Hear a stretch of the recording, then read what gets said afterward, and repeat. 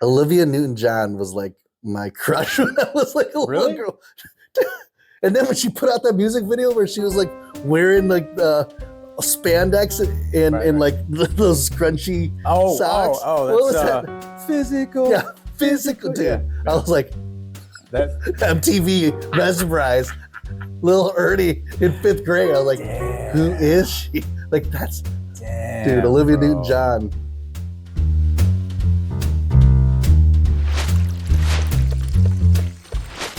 Welcome to another episode of Don Draper's Den. On this podcast, we discuss branding and marketing and how it touches so many aspects of our lives. We also talk a bunch of trash about music and food and culture and nostalgia and probably each other and so much more. We hope that you're entertained. We hope you can get some insight from two marketing professionals such as ourselves. I'm Chris. This is Ernie. In this episode, we got deep into nostalgia. We're getting into old school hip hop and ice cream. Do we get deep or do we get lost in nostalgia? Just a sea of, we're getting misty eyed. It's a whole thing. Oh yeah. And of course, we got into some marketing and kind of keeping your eye on the ball, even though trends and seasons kind of come and go. So it's a good one. A little trip down memory lane. So as always, please like and share and subscribe and comment. We want to blow this thing up. We appreciate your help as always. So without further ado, pour yourself a glass and let's get into this. All right. Cheers. Cheers.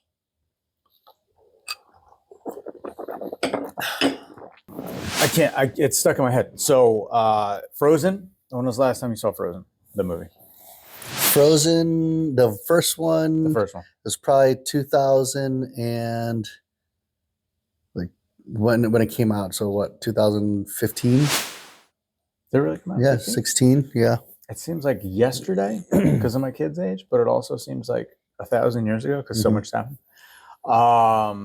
I have summer. I think most of us have summer on mind. Everybody's talking about vacations. What are you going to do? And all that type of crap. But all I can hear is the snowman. What's his name?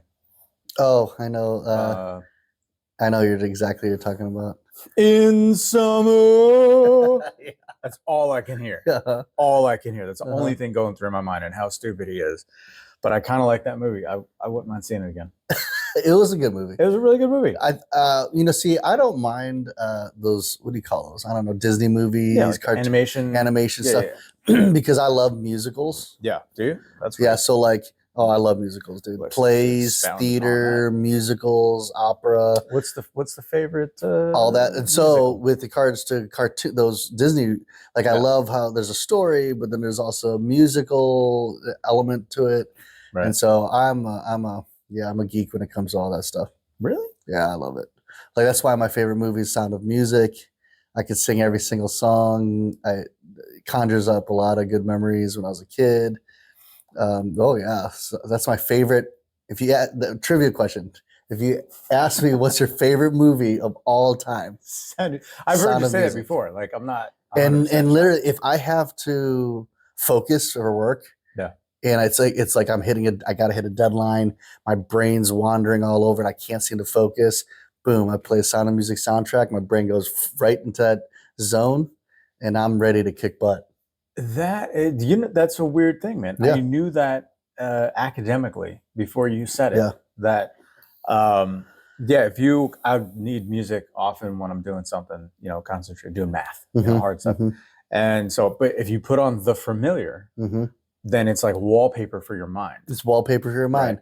Right. And there was a summer in particular when our cousins visit us from, I think they visit us from California, right. And we would go swimming. We'd come back and watch Sound of Music. Finish that movie, go swimming, watch Sound of Music again. I watched Sound of Music like 4 times in one day, and we'd do that almost like throughout the whole week. I loved it so much that now I know the words verbatim, and it's just like you said, it's wallpaper for the mind, and it conjures up this a very peaceful, innocent, fun, just moment in life. A little bit of nostalgia right there. Yeah. And so when I play that, my brain goes, I could focus on whatever. My brain doesn't wander.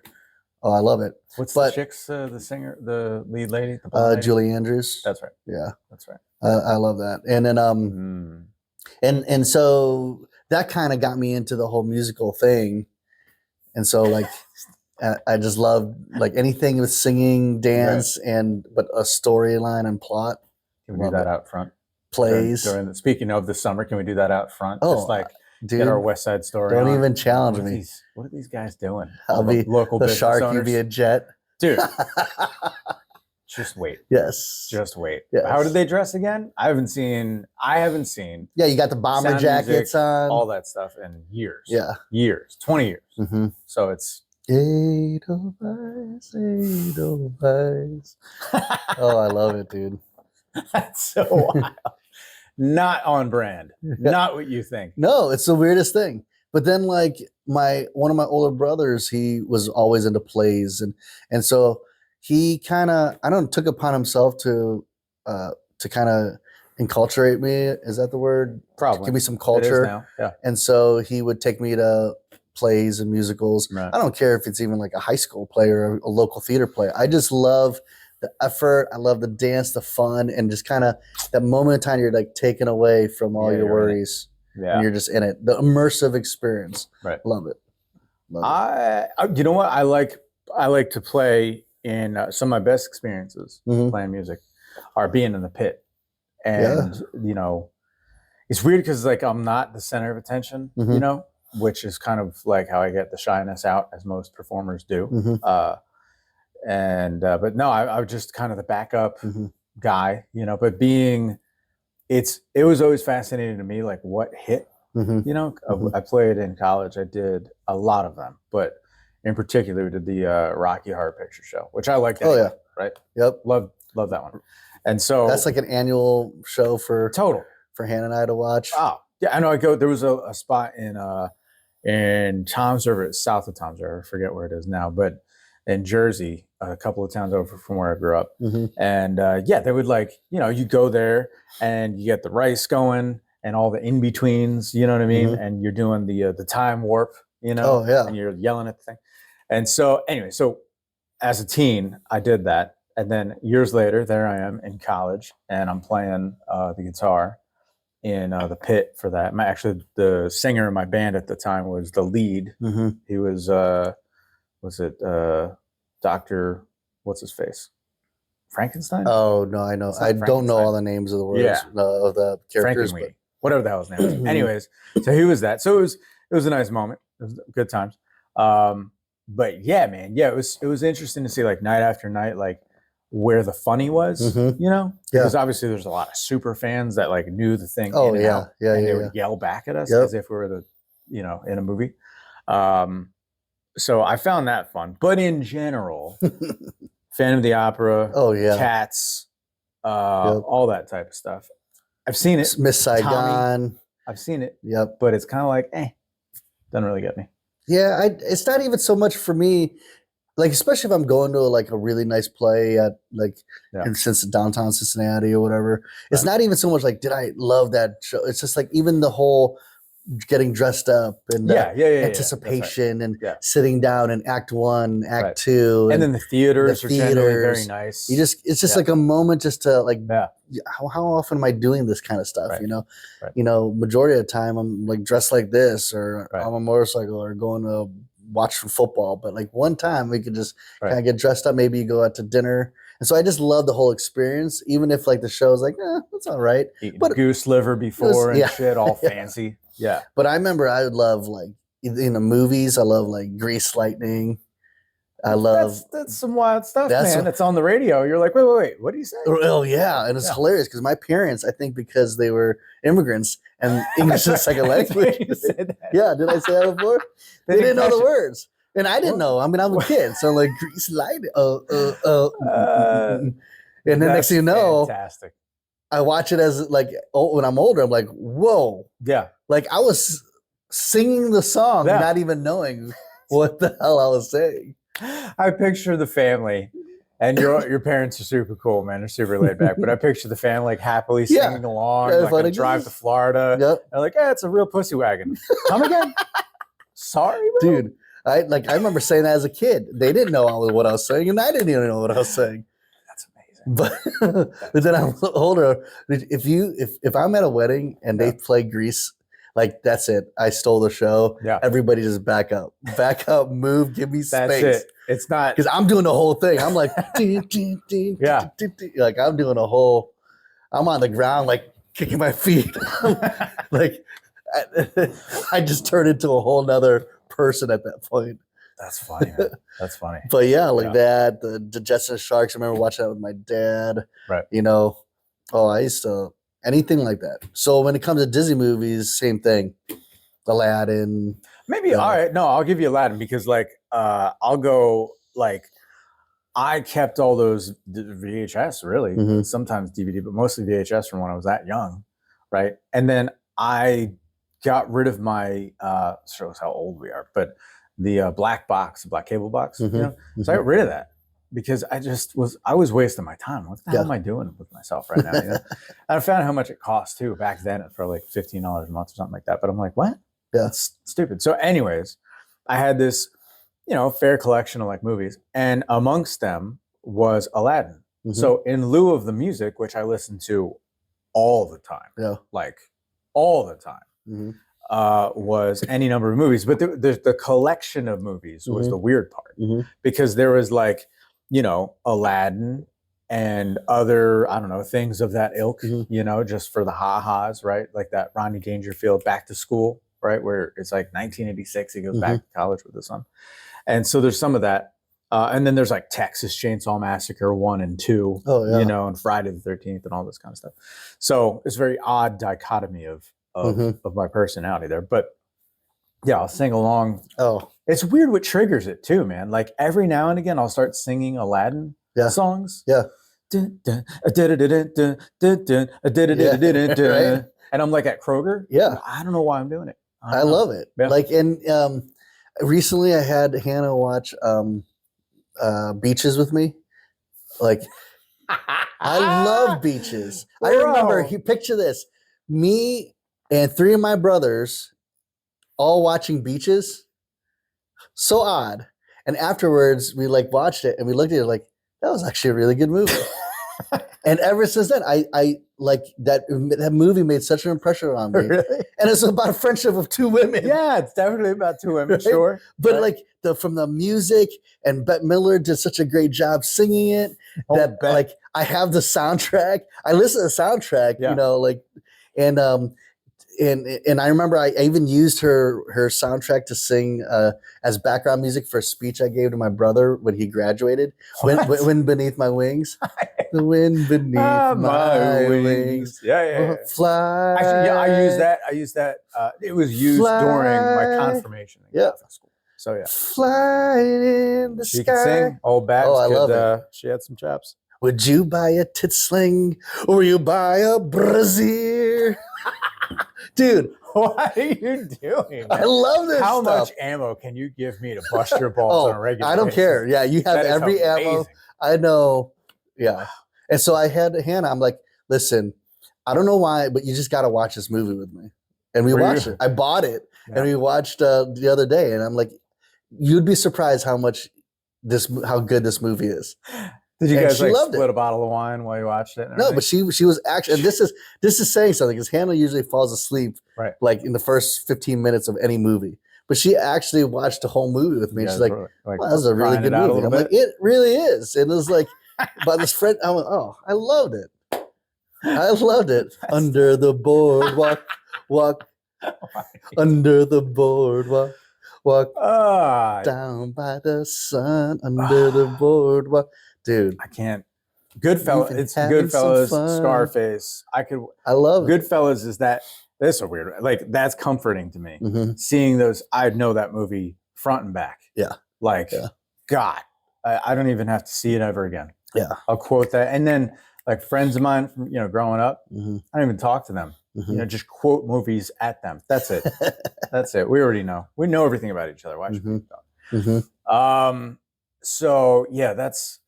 I didn't know all that, man. Yeah, but give me Frozen. I love it. Aladdin, cool. Yeah. Even Moana, any of that stuff. I'm looking forward to live action versions of these things.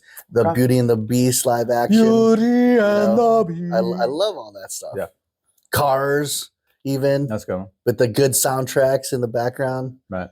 With Rascal Flatts. Yep. Yep. And yeah, taking advantage of the soundtrack, I watched Guardians of the Galaxy, which is just entertaining as hell. I went out and bought the album the moment it came out. Like that's I forgot that about compilation of sound music. Oh, good. Yeah. Awesome. Good curation. Yeah, good curation. That's like, there's a lost art, right? Like the DJ, like even I really did not grow up in that era at all, you know, by the time I come of age, 18, it's 1999. Maybe, but it was the DJ personality. It was talk radio because Howard Stern had been around at the very top of his game, right? For like 10, 15 years at that point. So like, it was like Opie and Anthony, if anybody shout out to Opie and Anthony. But around Jersey and New York and everything, like O&A, man, that was it. But it wasn't like, what's the guy's name, man? Like Wolfman Jack, if that's even a real guy. But like, that's him. That was important. Like, how would you find it? You know, there's no internet. Yeah. Like, how the hell are you going to find it? No, you need some weird dude who like knows every album. And he's going to give you like he's the connoisseur, man. He's going to like give you what you need. Like, I never would have found that on my own. Thank you. Yep. You know, but that's a lost art. So it's cool that they, you know, they brought that kind of heat to that movie, that soundtrack. So good. And then to look them up, right? So, you know, we all, you know, that's like a radio staple, right?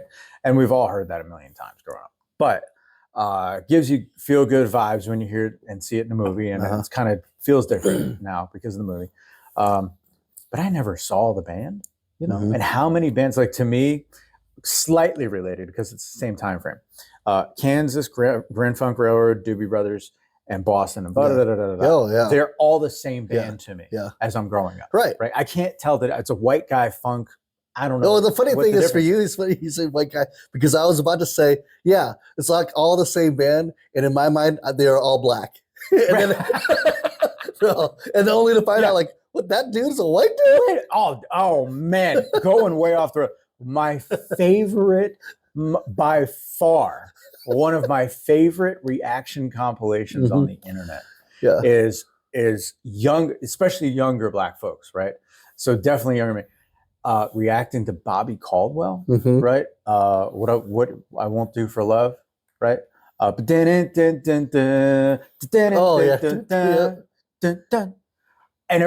that's a staple. Oh yeah, that's a staple. I remember growing up, right? One of my best friends, Keith, was mixed, and like that was on the radio. Yeah, that was on the record. Yeah, they had the velvet painting with like a tiger on it, and that was what's up. And yeah, that was on the radio. And then to see the looks on these kids' faces now, who like that's what they're like. Now it's like their granddad or their older dad, their uncles. They're like, oh shit, that was it. And it's on at the party and everybody's into it. And there was one dude, I can't remember the guy's name, big YouTuber, but he calls his mom. He calls his mom. He's like, Mom, you know that was a white dude? She's like, yeah, man's got soul too. And I think he just passed away. Why it blew up.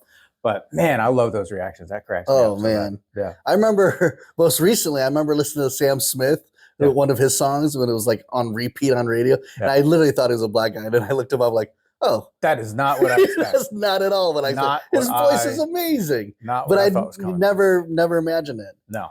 Soundtracks can make a movie for sure. I learned recently. So do you know that in Rocky, the first Rocky, that they were trying to hammer out a contract with Queen.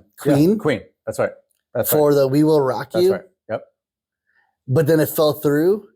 And then he went to like a local band that he really liked. Yep. And he says, can you time the music a little bit with the, and so he's like, and he's watching the thing, according to the punch. Yep. And then all of a sudden, here's the birth of Eye of the Tiger. Yeah. Yeah. Rising up. Yes. Survivor. Straight to the top. Yeah. Oh man. Incredible. Dude. Yeah. What are the odds? Dude, I love that. I love music. I love music as it relates to the soundtracks, musicals. Yeah. Grease. I got chills. It's multiplying. Yeah, I only know the and I'm losing control. clips Dude, from that. He could dance. Olivia Newton-John was like my crush when I was like a little girl. And then when she put out that music video where she was like wearing like the spandex and like those scrunchy socks. What was that? Physical. Yeah, physical, dude. Yeah, I was like, that MTV mesmerized. Little Ernie in 5th grade. I was like, who is she? Like, that's dude, Olivia Newton-John. Man. That wasn't dude. No. My Australian, beautiful. Was she Australian? Yeah, she's Australian. I don't know. Yeah. I don't even know if I've ever heard her talk. Yeah, she a little that couple of years difference makes because it does make a difference. Christina Applegate for me. Yeah, Married with children. And like spandex and like just hair metal chicks and those what 5-year difference about that it makes a big difference or less God man oh man there's so many. All right, so it's interesting how that like we talk about nostalgia. It's even in the intro of the podcast and everything. But that how the music will take you back, right? And when I think like a lot of those things are evergreen, like even though he's fallen way off, poor guy, Will Smith. But when Summertime comes on, as cheesy, bro, as cheesy as though it just how's that go? Summertime. Ooh, summertime. Oh yeah, that's hands down going to be on our pool playlist. You gotta have it. That just waiting in the pool, having a drink, listen to Summertime. It doesn't get better than that. No. With the old school like 70s Moog sound, it goes way high. When you created some a piece of art, whether music or otherwise, that is just it transcends time. Right. You've become legendary. Right. You know. And all you need is one at bat, man. For all that bullshit about, the one hit wonder thing and how you might see it as a bad start. I mean, it sucks if you're the one hit wonder and you thought it was going to be, more than that. I mean, but goddamn, you got one hit. Mm-hmm. Yeah. You got one hit. There was 1 million songs coming out that year, and yours got to stand out. Here's one for you. Let's see. How old were you when you probably? I was born in 81. How old are you now? 44. Okay, so I'm 47. So that means if I heard this when I was in 7th grade, you probably were too young to remember. Fourth grade. Right. But I was gonna say, do you remember the time when you first heard Ice Ice Baby? Of course. I was in 4th grade. Listen to me. I was in 4th grade. Right. I had that record for sure. And for that year's talent show with Jackie Doyle, Crystal Purgitel, and Kristen Carlson. They were my backup dancers. Shout out, ladies. You did not do it. I swear to God, there's video out there somewhere. Yes. I think Jackie Doyle might have it. Anyways, so but I did the rap. I could even do the dance. Oh yeah, where you kind of do the push up kind of dance, and I had these dope ass. They came out to be like awesome. Mexican style because Mexican dudes are known for the dope ass shoes, but they had like the metal tips. And like a metal heel, something like that. And so I had those, and man. I remember it was yesterday. I was at my friend's house across the street. Shout out to Saddlemeyer, George Saddlemeyer.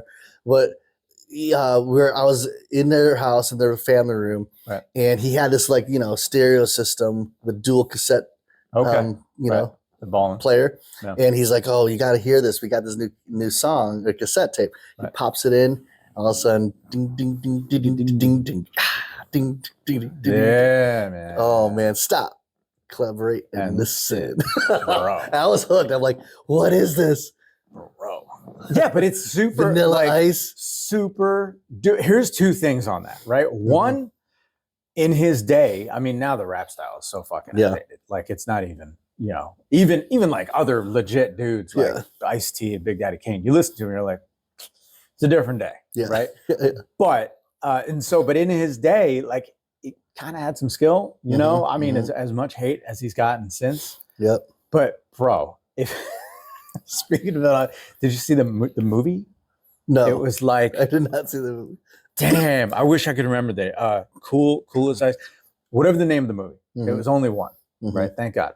But the best line in that movie is "Drop the zero and get with the hero." Yeah. And my buddy Mike says that to this day. Probably saying it to his Drop wife to right now. It's the cheesiest hilarious line. But yeah, man, yeah. And when it comes on, right, all the uncool factor is over with. Yep. Right? I don't care. Yep. If it comes on, I'm cranking it up. Yep. Stop. Collaborate and listen. Oh yeah, dude. I'm in. Windows down. It takes me to another world. Yeah. That and around that same time period was I remember New Edition. Yeah. I remember Yeah. Baby Got Back. Yeah. Oh man, it's like all those are great. New Edition. Ronnie, Bobby, Mickey, and Mike. If I love a girl, who cares who you like? Cool it now. Yeah. You got to cool it now. Oh man, those were good times. Man. Those were good times, and that was on MTV was the best. Yeah, you'd flip it on and like just watch music videos, some cool stuff. Yeah, music videos, and Spring Break. Yeah, dude, Spring Break on MTV.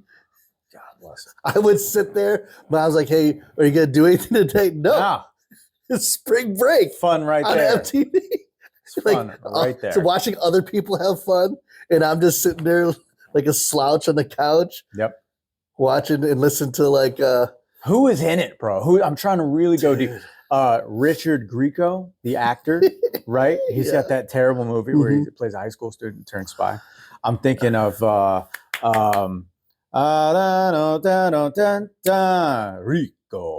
Remember that one? Yeah, I know. Right? What the hell's his name? Ricardo. Dude, I just remember Sir Mix-a-Lot. Yeah. Singing that and there song. was a butt on the record spinning. Sir Mix-a-Lot. What's that?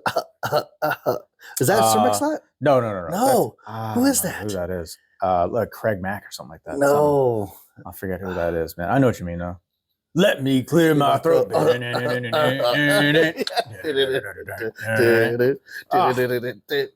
90s hip hop, bro. Let me clear my throat. Are you kidding me? It's so good, man. I love 90s hip hop. Yeah. I loved it. I love everything about that. Yeah. It was the best. For sure. Those are the times. Now it's like I don't know. Like I remember, like when I think of songs, I think of like MTV videos. Yeah, like I remember the videos. Like 100%. Yeah, LL Cool J. Mama Said Knock You Out. He's got the towel, you know, and he's in the center of the boxing ring. He's at the mic. Yep. Or the video with Run DMC and Aerosmith. Yeah. Walk This Way. Yeah, Walk This Way. Yeah. Kicking down the door or the time wall. Mighty controversial. You know, we're mixing shit together, but little do we know. And then Talk This Way. 10-ish years later is Anthrax and Public Enemy, right? And then they Bring the Noise. I love all that stuff. Yeah, man. Yeah. Yeah. I love I still remember, I mean, even the most obscure stuff. Remember Corey Hart? Yeah, of course. Brian Adams. Cuts like a knife. Yeah. Corey Hart. And he was like in a pool or something with them. And it feels so right. Corey Hart is Sunglasses at Night. Sunglasses at night. That almost got your boy hooked up one night, dude. That's what I was told. I swear to God. So a buddy of mine was like, listen, bro, this chick digs that song. And I feel like if you just buy her a drink, it's all going to work out. Yeah. It almost did. Dude, I remember I listened to that song. My brother bought the cassette of Corey Hart, watching that, listening to that song.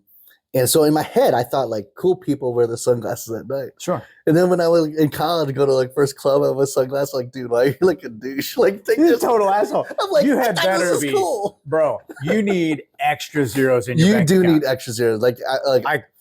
Don't do it.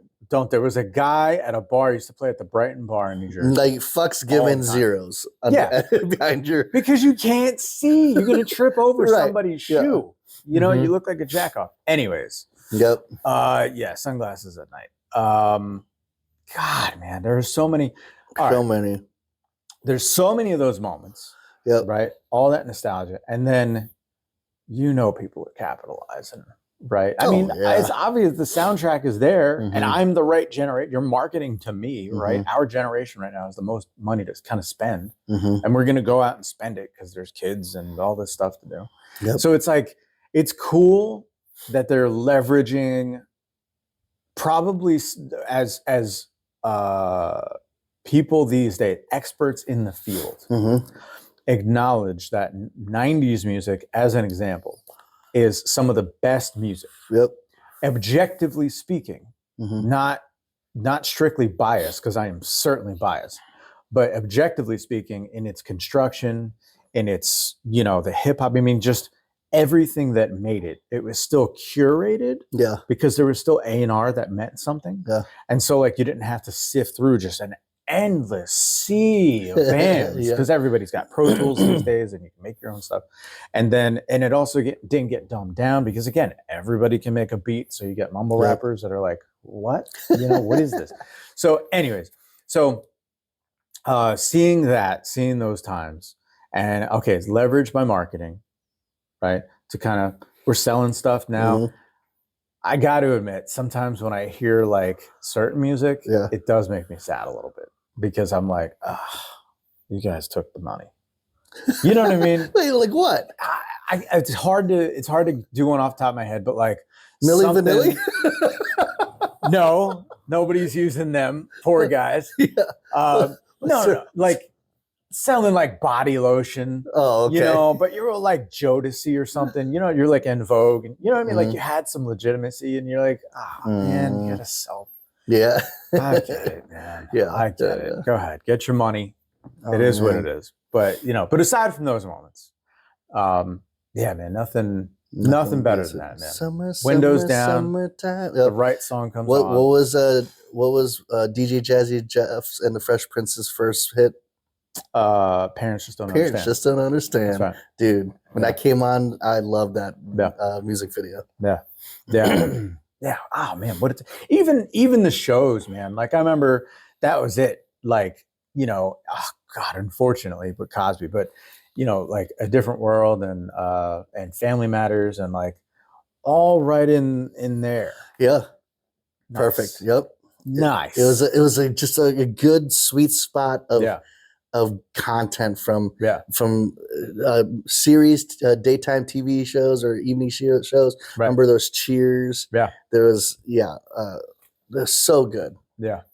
Yeah, man. Moonlight. I could rattle so many different shows that were so good. To the Cosby Show, Family Matters. Yeah.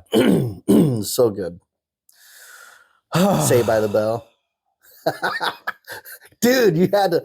And the summer series of Saved by the Bell, the best, dude. When I wake up in the morning and the alarm's on, and I think I'm gonna make it on time. Bro. Look, when I look back, when I've watched them, right, because I get nostalgic and I'm like, wasn't it so great? Kind of wasn't. When was the last time you saw Saved by the Bell? Oh, it's been such a long time, but dude. Don't do it. Let it live in your head. Kapowski? Is it Kelly Kapowski? Kelly Kapowski. Dude. But the real one was in, what's the movie? You know what I mean? It was like 2001. Shit. Was it Striptease? No. Oh yeah, you're right. She became she kind of went off the rails, bro. What was her character name? Shit, I don't know. What's her name, man? It was Kelly. It was a tall one. Lisa Turtle and Elizabeth. No, I don't know. I can't remember. But yeah, in the comments. But then she goes off and like does some really strange shows. Just one of those moments where like there was a bunch of dudes in the world that like came up, were just so much younger than the Saved by the Bell. Or like, wow, wouldn't she be a nice girlfriend? Gee whiz, gee golly. And then we get older and we're like, oh, I know why I liked Kelly Kapowski now. I get it. I get it. Yeah. And then that movie comes out, you're like, dude, every now and again. I always loved that relationship, Zach and Kelly. Right. Dude, come on. She always had the same line. She was like, that'd be nice. Like it's so cringy and cheesy. Let it live in your mind, man. Don't revisit it. So marketing. How the hell? Because we're going down memory lane over here. Yeah, I could go on forever. Us older millennials and Gen X will will appreciate this moment, but it's leveraged, right? So sometimes they do it wrong, where they kind of hijack a cool thing, and you feel like they sold out for the money, right? Sometimes it's good, a la the soundtrack for Guardians of the Galaxy, right? Gets me back into it, just like Wayne's World did for Queen. Oh yeah, right? Blew them up. Rhapsody. They went #1 again off the same record, so that's cool. I was in prepping for this. I was kind of, I don't really think about it actively, or I hadn't. I just kind of instinctual, but like it is interesting, like how everything changes, and it's like nostalgia is automatically hooked into the summer because there's family vacations. Oh yeah, right. It's like you have an opportunity to not have to be reflected. Like you're out there, you're engaged. So all like the words they use in the deals, right? There's like strong use of like fear of missing out, right? That's not, I wouldn't have thought of that necessarily, but yeah, it makes sense. A hot deal, summer and sizzle deal. They just want to draw you in like that, right? So I never really thought like, yeah, that's, get it now, right? While it's hot, right? Because this small window of time is going to close and you have to go back to school and back to work and all that stuff. So I never really thought like, I don't know, I just didn't think about marketing that big picture, certainly until I started doing this. And I how that relates, I think, to, businesses we run into is kind of like, well, are they doing that all the time? Sometimes it applies, sometimes it doesn't, right? But I'm trying to track here. What doing what all the time? Well, like say adapting the messaging, changing the tone when appropriate. You know what I mean? Maybe like how is the marketing strategy different, right? Because a lot of times, like businesses, for example, are they're gonna dip in the summer, right? Especially, I was an advisor for a long time, and everybody knows, dude, nobody's talking about finance in like late August. Right. Everybody's going on vacation, or they're around here. It's slightly earlier than say back in Jersey for going back to school. But the last thing any parent wants to do is dick around with their finances when their kid's going back to school. Yeah. You know what I mean? So like things slow down. Yeah. Right. So then where do people kind of figure their marketing? So you're thinking about like, you're talking about like seasonal marketing, seasonal advertising, messaging. Right. Yeah. Yeah. Like how it changes a little. If you ramp it up, refocus on different things, or frankly, just it'll come and go because who's selling fur coats in the middle of summer? Right. Yeah. Right. Yeah. I mean, like, as far as that's concerned, like, what I find is that no matter what business you're in or industry you're in, there's gonna be seasonal ebb and flows to your business. Sure. High points, slow points. And whether you're a B2B company or a B2C company, a real retail, you're going to have your highs and lows. And I think in terms of seasonalities, right, marketers, it's their job to prepare for those changes and seasons. Yeah. And I'm not just saying literally the change of weather seasons. I'm also talking about seasons in sales, right? And so as every company, again, no matter what industry you're in, you have to look at the whole calendar and you got to start figuring out, when are we pushing certain services? When are we launching certain promotions to hopefully increase sales during maybe lower seasons? When are we going to take advantage of different holidays that are coming out, certain events that's happening? And all that's going to be different depending on what business and industry in. But marketers, it's their job to kind of forecast and look ahead and start plotting out, okay, at this month, we're going to start to be pushing out this promotion because this is when this activity is going to either go down or increase. And we need to be prepared for that. Yeah. And so I think seasonal advertising really speaks about frequency. It speaks about calendaring your marketing, kind of preparing for that, so that hopefully you have better summer months. If traditionally it's not as good, you have better Christmases and all that stuff. So it's you got to be prepared. Yeah. I don't Your I don't messaging know. has to change depending on The tone. yeah. Mm-hmm. It's difficult, right? And it depends on the scale, man. Because if you're selling pizzas, maybe you run a summer deal, but there's not much necessarily that you need to change. Pizza's pizza, in the messaging. But right, on the sales side of things, it's like if you have the bigger picture in mind, you're not going to panic and freak out when it's summertime. It's like, no, it's supposed to be slower, right? It's okay. It's always slower. Right. So having the perspective is one thing, but also the setup, right? All summer long. I know that's what I'm used to. Yeah. You make a bunch of connections, right? People are around, right? So you go out to all these summer events and the barbecues and all that type of bullshit, and you end up making connections you wouldn't have otherwise seen. Why? Because everybody's stuck inside. Yeah. Especially around here. It's cold in Ohio. But that's like, well, in sales, you're like laying the groundwork for when things start to pick up. In the fall. Yeah. In the fall or whenever there's that low season. Yeah. So every business has its own issues or dips and peaks that you gotta like work and plan through. I know, like, for example, in a lot of B2B, or I could just speak for us, a sales cycle could run between anything from a month to 4 months, 6 months. Right. And so you gotta start to lay down the groundwork for that relationship building, but I would go back to something you said even about pizzas. Like, pizza's pizza, but remember, you're not necessarily selling pizza, right? We're selling a brand. Yeah. And so you'll notice that certain brands, they'll place they determine their brand placements, whether they're placing it at baseball stadiums, getting sponsorships from football teams. These are peak seasons, right? Chick-fil-A, they sponsor the whole college football scene, right?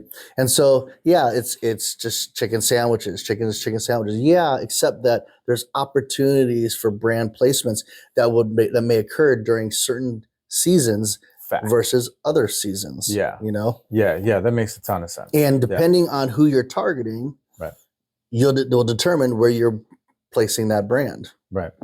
Yeah. And so maybe pizza's pizza, but we're trying to sell a brand, and where are we going to get the most of eyeballs on our brand? Yeah. So they're thinking about us, and then you run promos at the baseball stadium. Right. For every no-hitter, if there's a no-hitter, everybody gets a free. Oh my God, dude! What is it? Regular around pizza here, or something like that. There's when somebody wins, a team wins, it's like free hamburgers. Shit like I remember when the Browns, Cleveland Browns, they had like losing season, didn't even win. Bud Light locked up the Bud Light coolers, and they had the whole promo of, if they win, we will break open the coolers, and people, so you have to look. Marketers have to look for these opportunities, and that's where it gets really fun and be creative. Look for opportunities to be able to promote your brand. And again, they may be spending more money during football season because that's where a lot of people are drinking their beer. Yeah, that's why you have to look.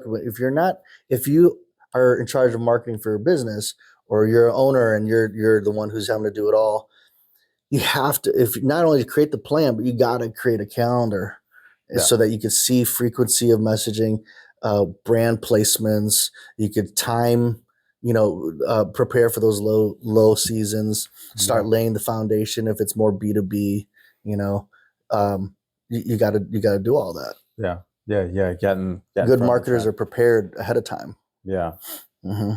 Yeah. Otherwise, you're just gonna, and when things turn around, you'll be left without any. Nobody's gonna know about your deals, right? You got to prep. That makes sense. Yep. I'm just thinking about summertime, like ice cream, bro. There was whenever it's summertime, whenever it gets hot, especially down Jersey Shore, it would be the smell of the ocean. Yeah. Right. But there was this ice cream joint, like right down the street from my uncle's house. God only knows if it's still there, but right down the street, they had like 2 arcade games, and they had like soft serve, some crap ice cream, and I did a waffle cone, right? And I didn't like ice cream, because it would melt because it's the freaking summer, right? And I hated it. I hated it because I couldn't eat it fast enough. I was a little kid, and it would just drip down my arm. So one time it dripped down my arm. So I was like, "The hell with this stupid shit! I'm just getting the cone." Right. So I would just get a vanilla cone. But man, like, I forget what it was. Maybe Shannon bought some. I think we had some waffle cones or something like that. But it kind of tasted like it. Dude, took me right back. Took me right back and got me fired up for the summer. You know what I mean? Like, I want some ice cream. I don't even like soft serve ice cream. I just want that, that nostalgia. I miss that, man. My best memories is when my dad would take me to Dairy Queen, the local Dairy Queen, and he'll order a banana split. Yeah. I remember that being a big deal. And that was like, he would get me a banana. And, back then, especially when you're young, like, that's huge. Like, massive. I get a banana split. Yeah. And then he's eating his dilly bar or something, and I'm just digging into this banana split. Those are great memories. Yeah, man. Yeah, those are summertime memories of my dad. Yeah. Banana split at Dairy Queen. Yeah, man. Yeah, I remember how big of a deal that was.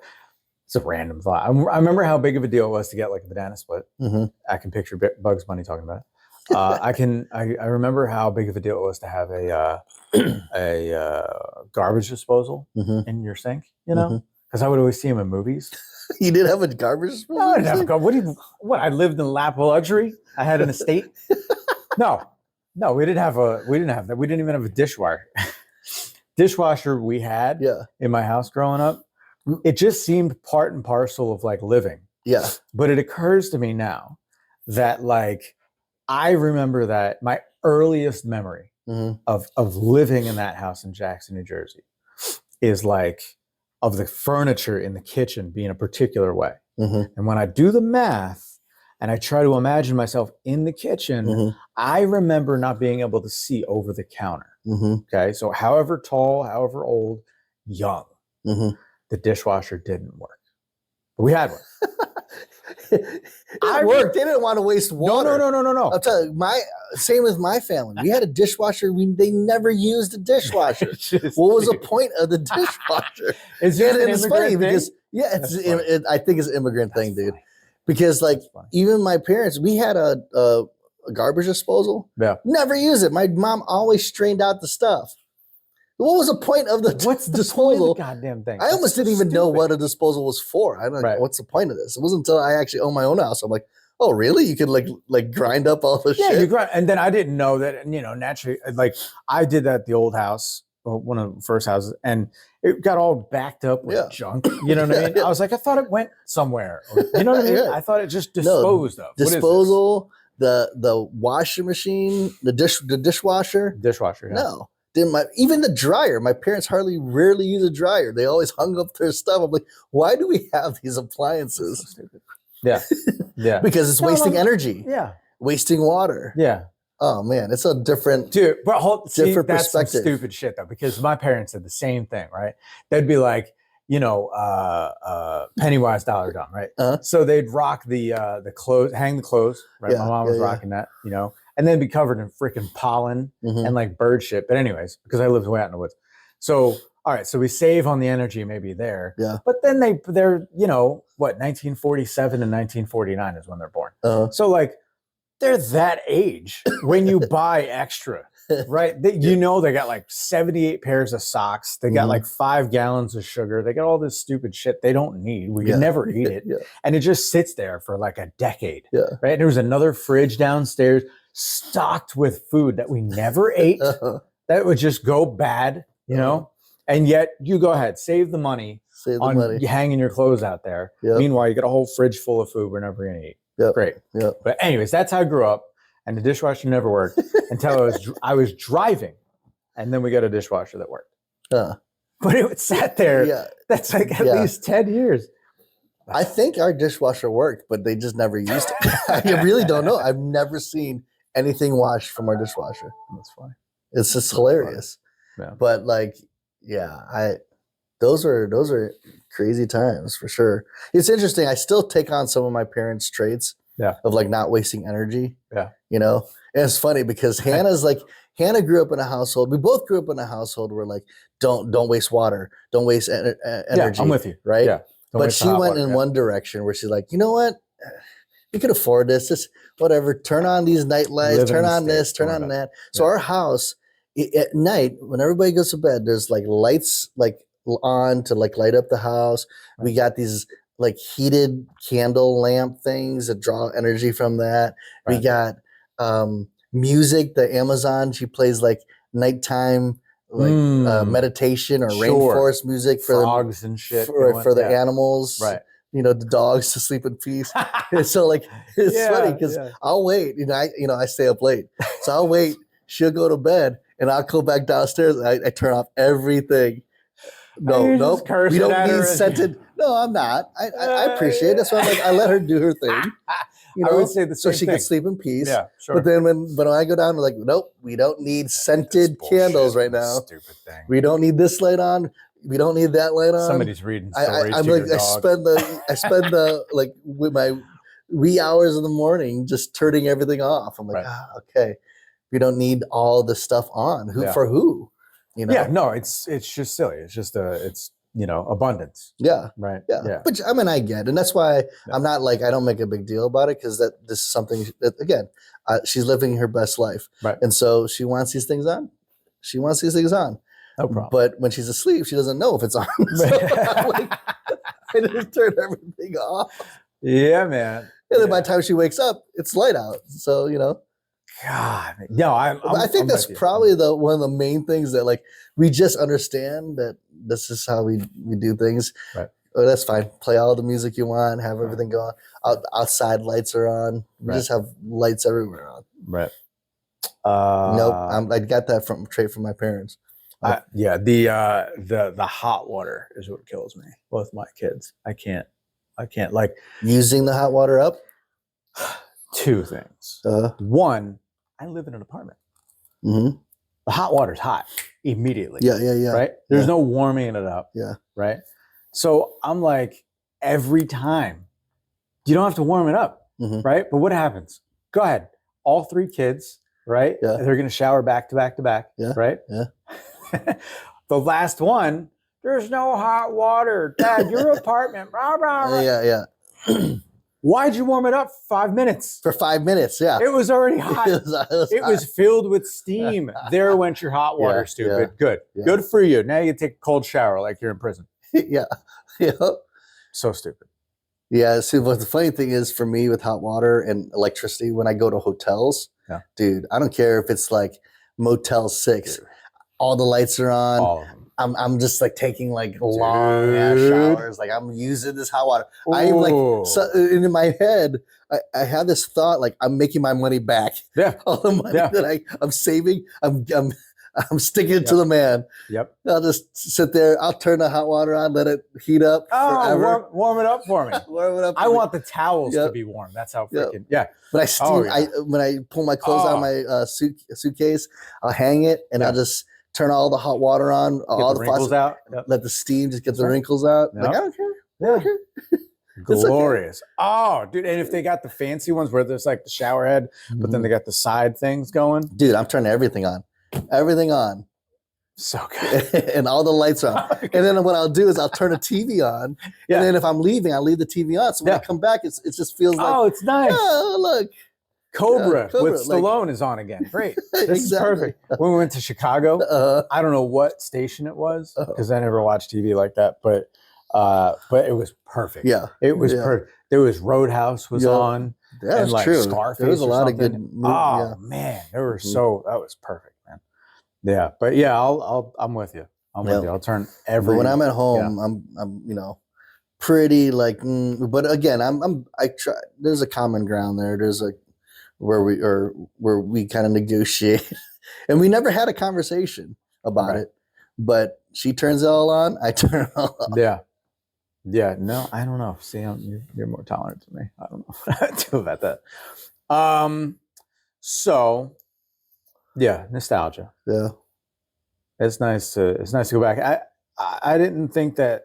I never really actively thought that summertime puts me, thinking about old times. But like, it's all around. Yeah. Right. Yeah. And then I get to go do the things for the most part. Like I can't take my kids down to the Jersey Shore because I don't live in New Jersey. Right. Mhm. But if I was there, then I'd be going to the boardwalk, Be going to get the waffle cone and it takes you there. Yeah, man. Mm-hmm. Yeah. God. Yeah.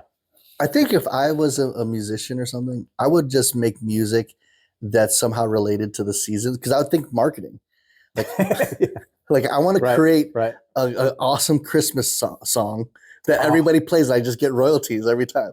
Bro, I would make an awesome summer song so that people are barbecue. You got to listen to that song, and I just get royalties. I would literally just talk about marketing. I would just build my just for that singles. I'll just make singles just for holidays and seasons, and hopefully they're hits. And I just collect royalties for the rest of my life. The Thanksgiving song, Adam Sandler, he killed it. He killed it with that, yeah. Right? I look forward to hearing that song. Yeah, man. Yeah. Yeah. God. Oh, Adam Sandler with the whole Hanukkah song? Brilliant. You know how much it's unreal. Brilliant. Yeah. Yeah. Way to go. Do you know even the happy birthday song, how much royalties the happy birthday songs? No, I don't. Gene Simmons from Kiss. Really? I shit you know. No, I thought that was sold. I thought he was the one who bought it. Oh, is he the one who bought it? Yeah. I mean, every time that's played, he gets a royalty. And he's collecting. He's that type motherfucker, bro. Oh, yeah. That's what I'm saying. Like I would just make songs just for every season. Or holiday, Halloween. All right, I'm gonna make a cool song just for Halloween. The cash, just for bro. The cash. We're not inspiring anybody here, dude. We're just getting that paycheck. No, son. Something that's And then, dude, I'll play like a song for, recently I go to those father-daughter dances. Yeah. Dude, they need a song too. Yeah, they need a song too. A wedding song. Just trying to a wedding song. You know how much money? Electric Slide. Oh. Boogie, woogie. I found something. There's some. And every DJ plays that stupid song to get everybody on the dance floor. Yeah. Or the chicken dance. Yeah. No, I'm making a song to get people on the dance floor. That's called marketing, dude. All you need is one. Yeah. All you need is one. Yeah, man. Yeah. I mean, shit. I don't know why nobody saw that. Like, I'll just make it my goal. Right. To write a song for There's got to be songsmiths out there. I mean, if Chris Stapleton can be out there for whatever he was, like 15 years or some shit like that, writing all the hits for everybody else, there's somebody out there right now. Oh, yeah. Probably got a library of tunes, right? Just for Christmas. Just for those. I'm going to write the hit. Yeah. Every occasion. Yeah. Funeral. There's Ernie's voice. Wedding.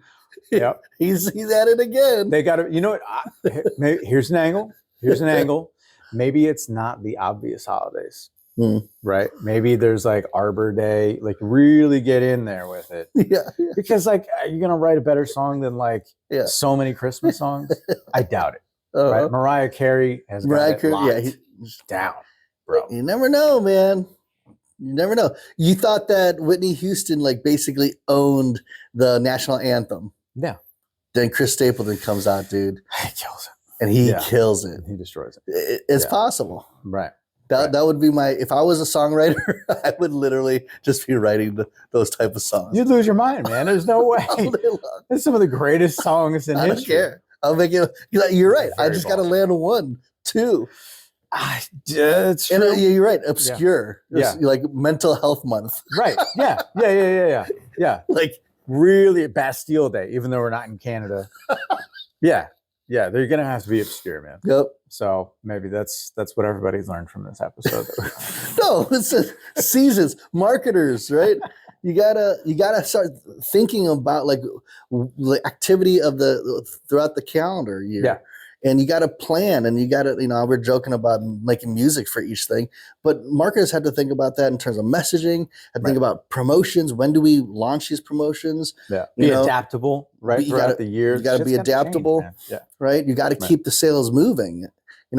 Even with all these holidays, they keep moving up the start date of selling Christmas stuff and Halloween stuff. Like Christmas, I don't really know when. But it was certainly after there was turkey, man. Yeah. Now it's like August 2nd or some shit. Like, I don't care that much about Christmas. Damn. Like, yeah, man. But it gets a little bit more tricky when it comes to like business to business type, Right.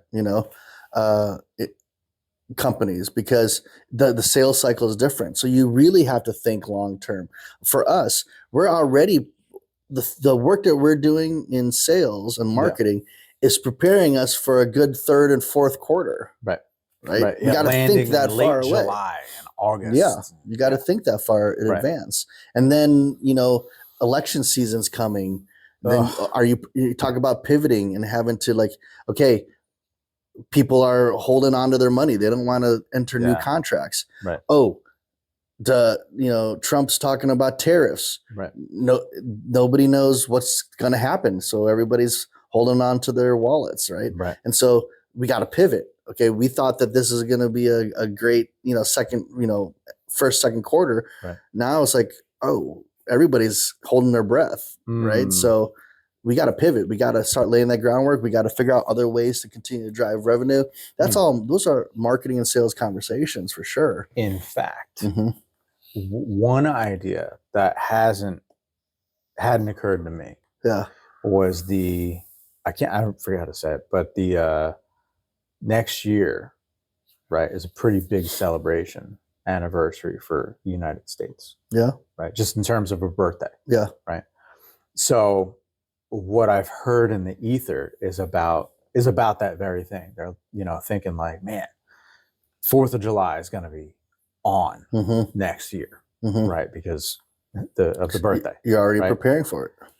Yeah. And that hadn't occurred to me, and until I heard, I was like, oh yeah, right. That's true. Right. Because I think of like 1976, I wasn't there. Yeah. Right. But it was a big deal. A lot of celebrating going on. A lot of good times. Yeah. So along those lines, I'm like, oh yeah, man, that is kind of a big little, all right, you got to, and marketers need to look ahead and start to forecast and prepare. Yeah, think about like when the Olympics happen, right? Like you already got to start preparing your ads and your creatives according to that, if especially for larger companies. Or Taylor Swift is going to have a concert in your city. Well, are you prepared for the rush of people who are going to be there? Are you holding promotions? Are you going to have something like that's catering to Taylor Swift fans, right? Right. Even down to movies. I remember people like when, especially Harry Potter, they'll have Harry Potter drinks and promotions. Like that's why I love the world of marketing, because it's so dynamic and it's never just stale. You constantly have to be thinking what's coming up next and be prepared. And those who are thinking far enough in advance and are ready, you capitalize. You could capitalize and you make money off that summertime song. Yeah. Right. Summertime. But yeah, so summer's here. Summer's coming, summer's here, and it's hopefully going to get warm, which means that you're going to start seeing different kind of promotions. Yeah. You're going to start, because things for a lot of businesses get slow. Yeah. And then boom, we're heading right into spending season, Halloween all the way to Christmas. Yeah. Black Friday. So are you ready? Are we ready? Right? Yeah. What are marketers doing? I'd love to be able to hear from marketers out there. Like, what are some of the projects or campaigns that you're preparing for and working on in advance, knowing that it's coming. Something's coming, seasons, events. You got to be prepared. You got to pivot. World Cup. Okay, World Cup. I think aren't they coming to North America or the Americas? Yeah, right. I think they're coming here. Yeah, and I don't know if since Cincinnati won or Columbus won one of the games or something like that, but I think they're coming to I know Canada, US, and South America. Right. And are we ready? Yeah. Because that's a big thing. That's going to draw international attention. So many people, right? And so a lot of the corporations they're already planning this type of stuff out. Right. But what about medium-sized, small-sized businesses? If again these type of events come in your neighborhood, are you ready? Yeah, because you could capitalize on this. If you're ready. Yeah, and if you know what, that's almost an episode unto itself. That what we've run into recently, I've kind of talked about recently, is like the businesses, small business that aren't ready. They can't take any more work, so they say. It's like, you're not ready for the moment, man. Yeah. Right? You're going to miss out. You're going to miss out. You're going to miss out. It's a brief window. Yep. Summertime, man. It's tight. So new seasons, new trends. Yeah. Right. New innovations, technology.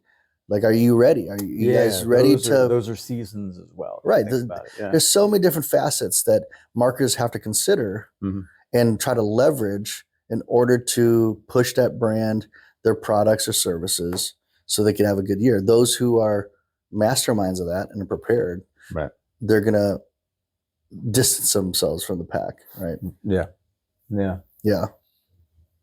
Somehow we rescued this whole thing. We got lost in caught nostalgia. up in it, bro. I was thinking about Christina Applegate and Goodfellas and ice cream and Grease. When you start talking about Sound of Music, bro, like, hills are alive, dude. Yeah, the hills are alive. Oh man. Well, that was a good one. Yeah, that was a good one. I think we'll wrap it up there. So, with that, from the iconic era of advertising to the digital age, I'm Chris. And I'm Ernie. Keep it legendary.